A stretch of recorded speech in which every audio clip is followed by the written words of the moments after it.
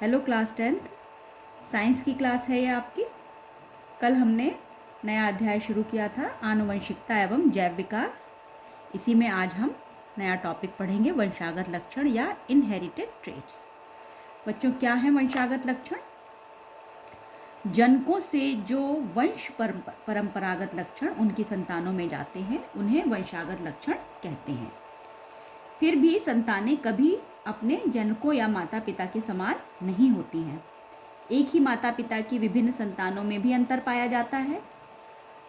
तो बच्चों, जीवधारियों में पाए जाने वाले इन परिवर्तनों या अंतरों को क्या कहते हैं? विभिन्नताएं या वेरिएशंस कहते हैं। इसके बारे में कल भी मैंने बताया था आप लोगों को। ये विभिन्नताएं दो प्रकार की हो सकती हैं।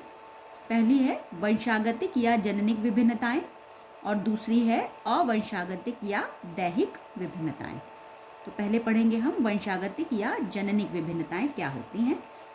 ऐसी विभिन्नताएं जो जीवों की जीनी संरचना में अंतर के कारण उत्पन्न हो जाती हैं, ये एक पीढ़ी से दूसरी पीढ़ी में वंशागत होती हैं। जैसे कि शरीर की लंबाई है, त्वचा का रंग है, आँख, नाक, कान एवं अन्य अंगों की बनावट, ये सभी जीनी संरचना के कारण उत्पन्न विभिन्नताएं हो सकती हैं और ये पीढ़ी दर पीढ़ी वंशागत भी होती हैं। तो इन्हें हम क्या कहेंगे? वंशागतिक या जननिक विभिन्नताएं कहेंगे। अब दूसरी है अवंशागतिक या दैहिक विभिन्नताएं। तो अवंशागतिक विभिन्नताएं किस कारण से उत्पन्न होती हैं? वातावरणीय दशाओं, पालन पोषण, रहन सहन, शिक्षा, जलवायु आदि के प्रभाव से ये उत्पन्न हो जाती हैं, लेकिन ये वंशागत नहीं होती हैं। जैसे कि कोई व्यक्ति पहलवान है तो कोई ज़रूरी नहीं है कि उसके माता पिता भी पहलवान हों या उसकी संतानें भी पहलवान हों, क्योंकि वो कसरत के द्वारा अपनी मांसपेशियों को विकसित करता है। इसी प्रकार से दुर्घटना में यदि किसी व्यक्ति का कोई अंग कट जाता है तो ये लक्षण भी वंशागत नहीं होता और ये उसकी अगली पीढ़ियों में नहीं जाएगा। तो इस प्रकार की विभिन्नता को क्या कहेंगे? अवंशागतिक या दैहिक विभिन्नता कहते हैं।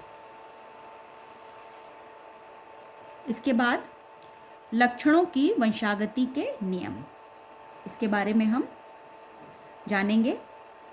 मानव में लक्षणों की वंशागति के नियम इस बात पर आधारित होते हैं कि माता एवं पिता दोनों से ही किस मात्रा में डीएनए संतति में स्थानांतरित हो रहे हैं।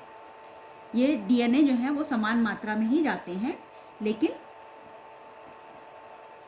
इनमें से कौन सा डीएनए बच्चे में प्रभावी होगा, इसके लिए भी कुछ नियम होते हैं।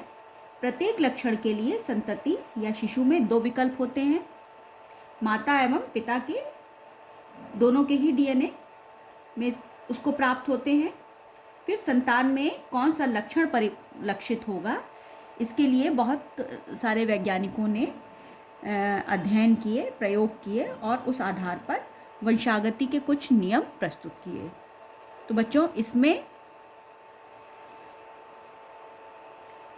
इसमें एक वैज्ञानिक का नाम आता है, उनका नाम है ग्रेगर जॉन मेंडल।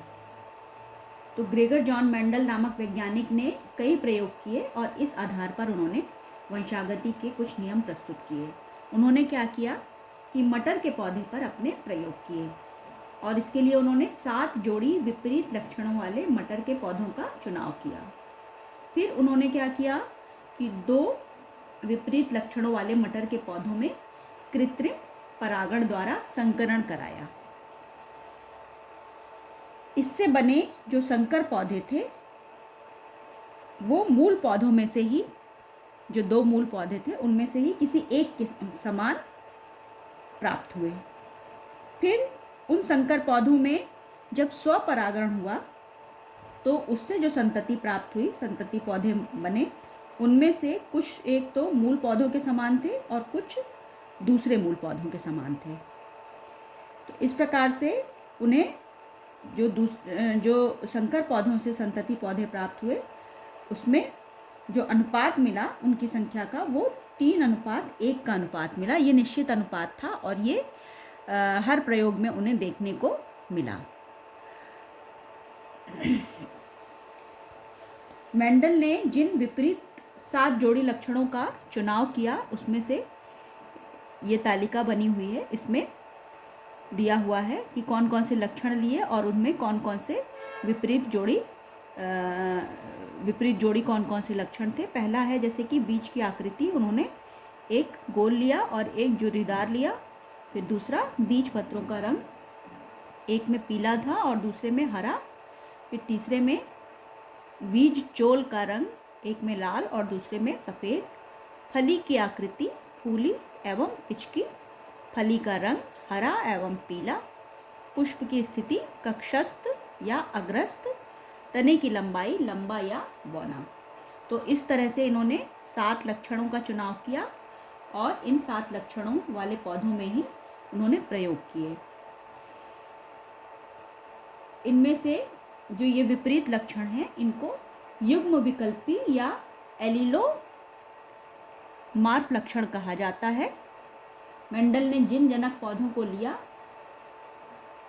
जनक पौधों को पैतृक पीढ़ी कहा और इसे P1 से निरूपित किया, और जनक पौधों से जो संकर पौधे प्राप्त हुए या उनको प्रथम संतानीय पीढ़ी कहा और इसे F1 से निरूपित किया।